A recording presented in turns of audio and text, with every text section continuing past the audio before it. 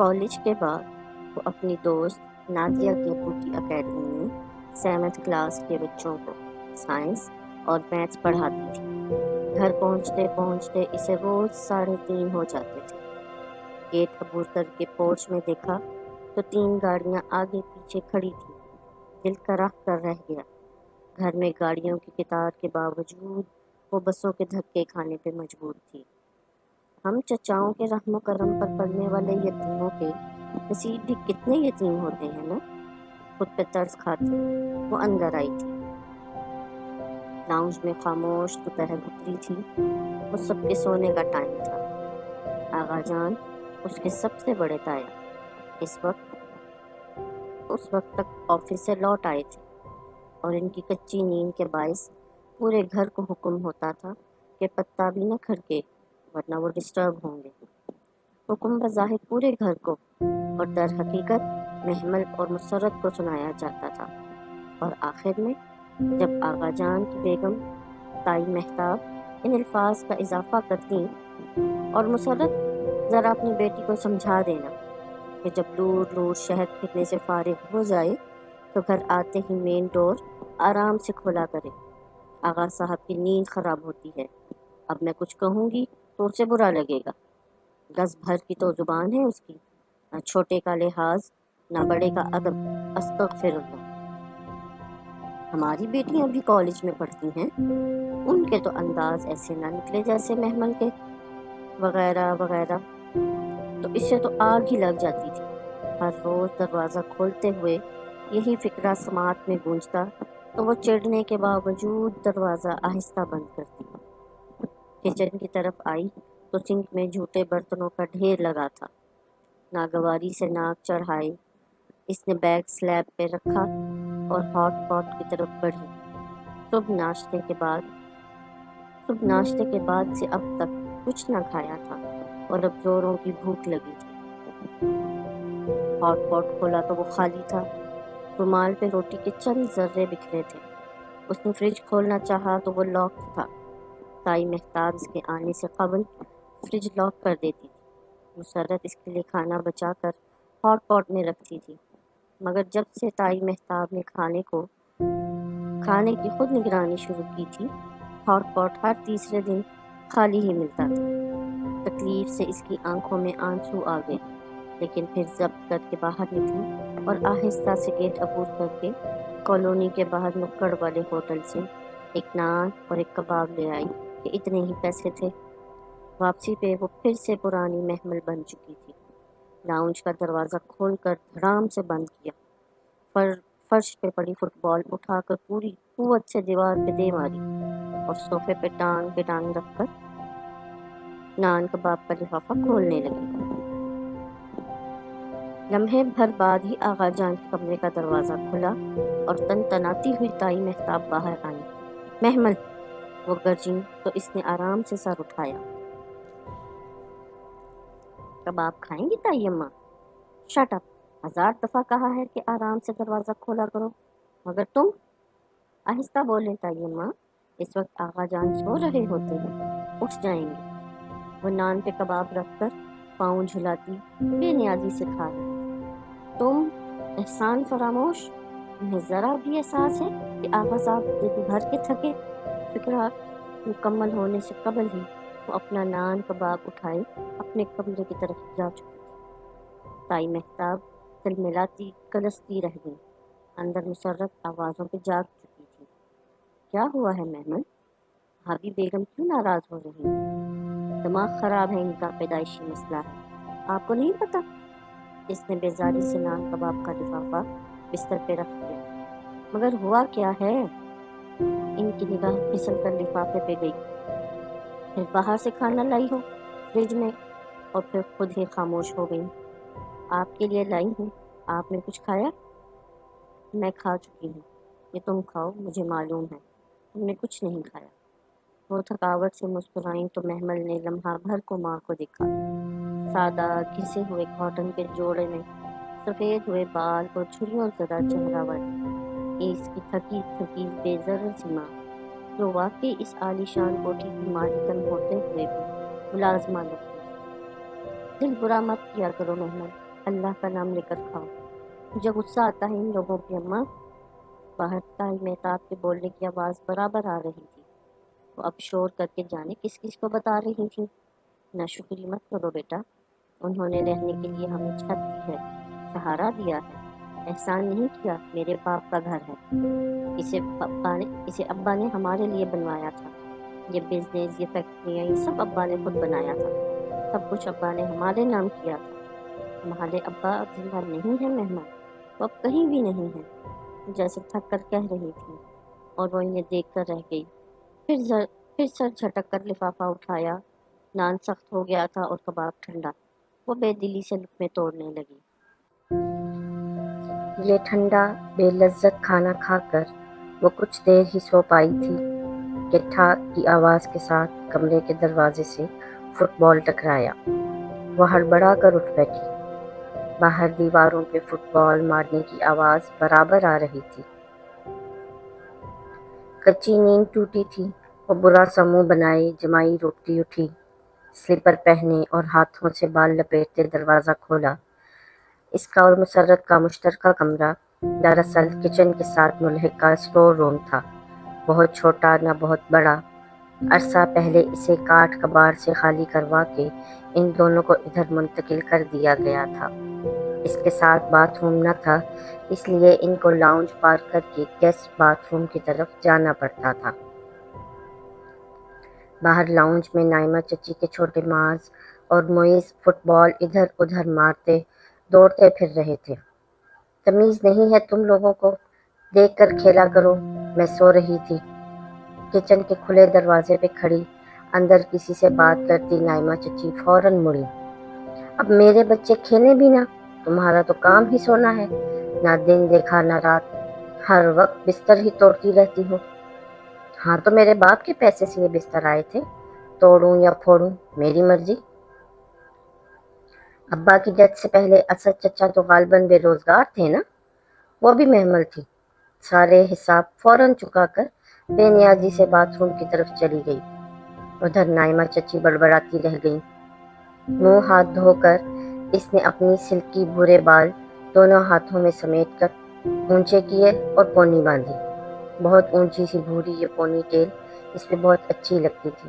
وہ ذرا بھی سر ہلاتی تو اونچی پونی ساتھ ہی گردن کے اوپر جھولتی۔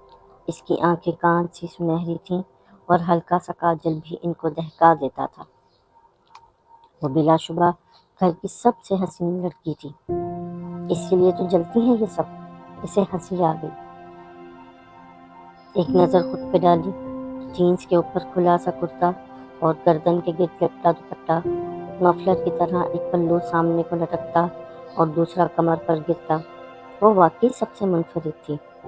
کچن میں طائی مہتاب نگٹس نکال کر مسرت کے سامنے رکھ رہی تھی، جو بہت تابع داری سے ایک طرف چائے کا پانی چڑھا کر دوسری طرف کڑاہی میں تیل گرم کر رہی تھی۔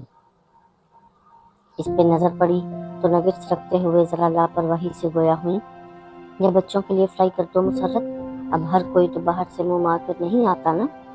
بجا فرمایا طائی اماں، یہاں تو لوگ گھر کے اندر ہی دوسروں کے مار کے منہ مارتے ہیں۔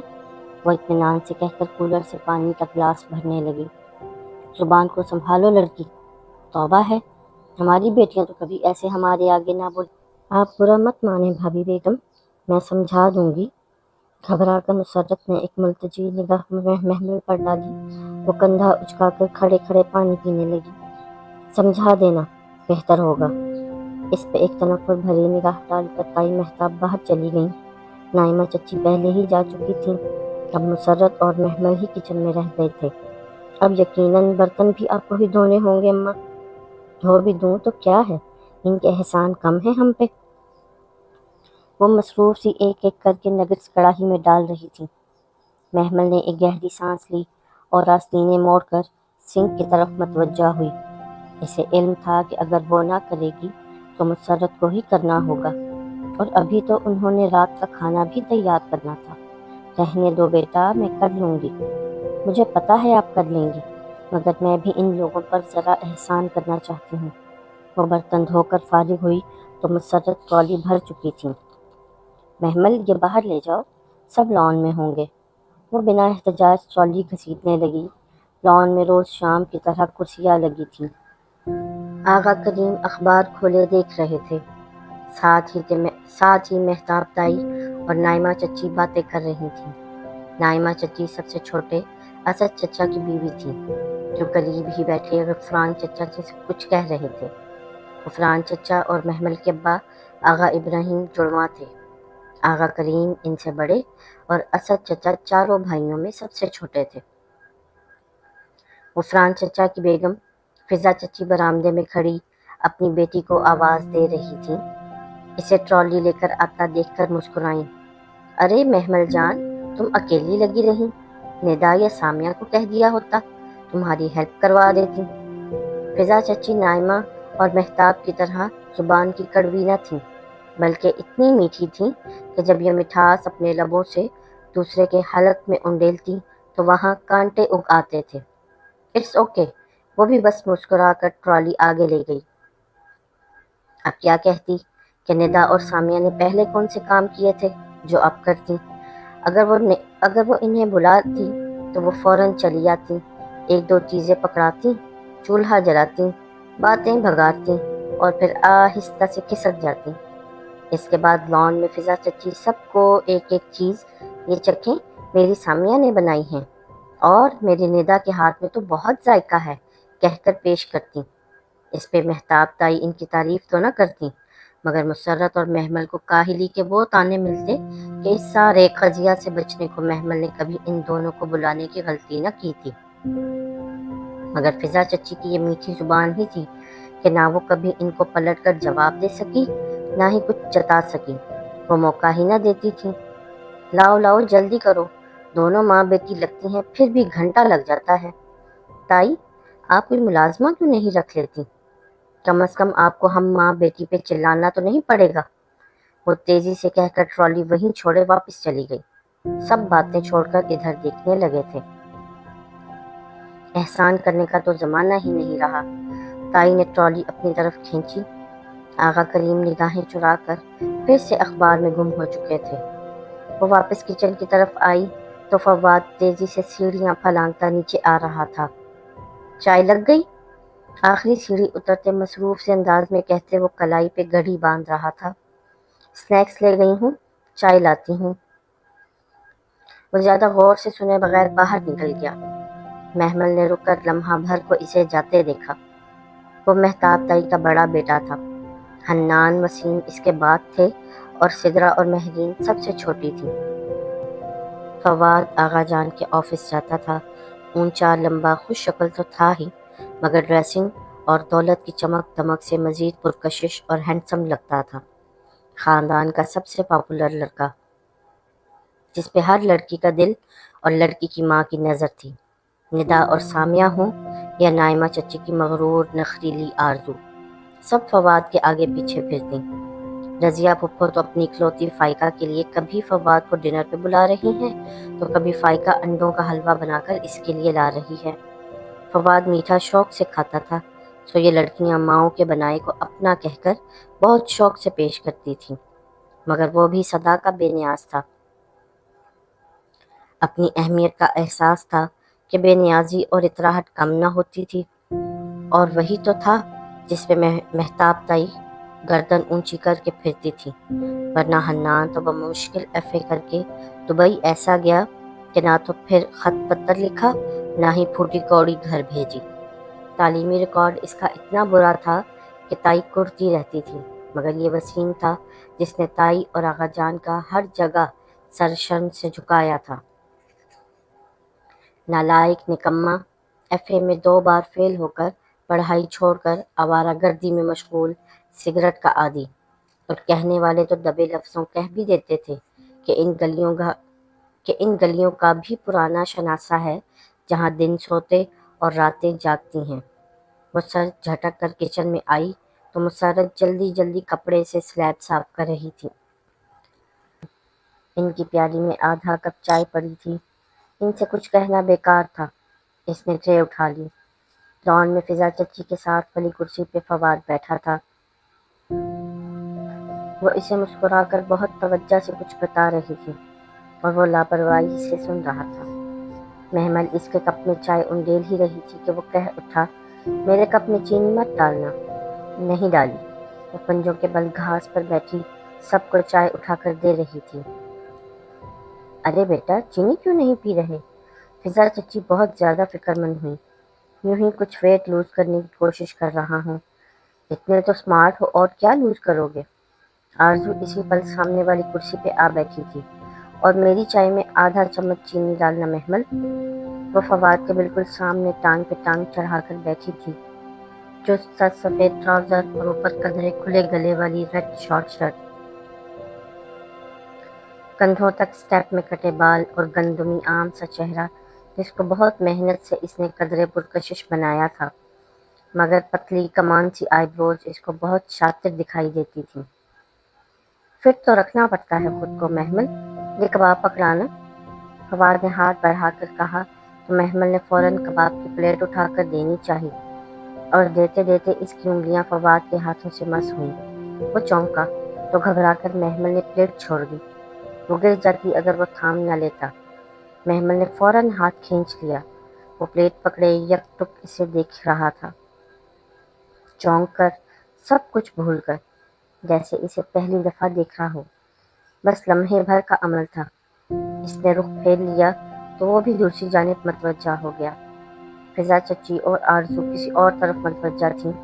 کسی نے بھی وہ لمحہ محسوس نہ کیا تھا جو آ کر گزر بھی چکا تھا، اور فواد، وہ وقفے وقفے سے اس پہ ایک نگاہ ڈالتا تھا جو پنجوں کے بل گھاس پہ بیٹھی سب کو چائے سرو کر رہی تھی۔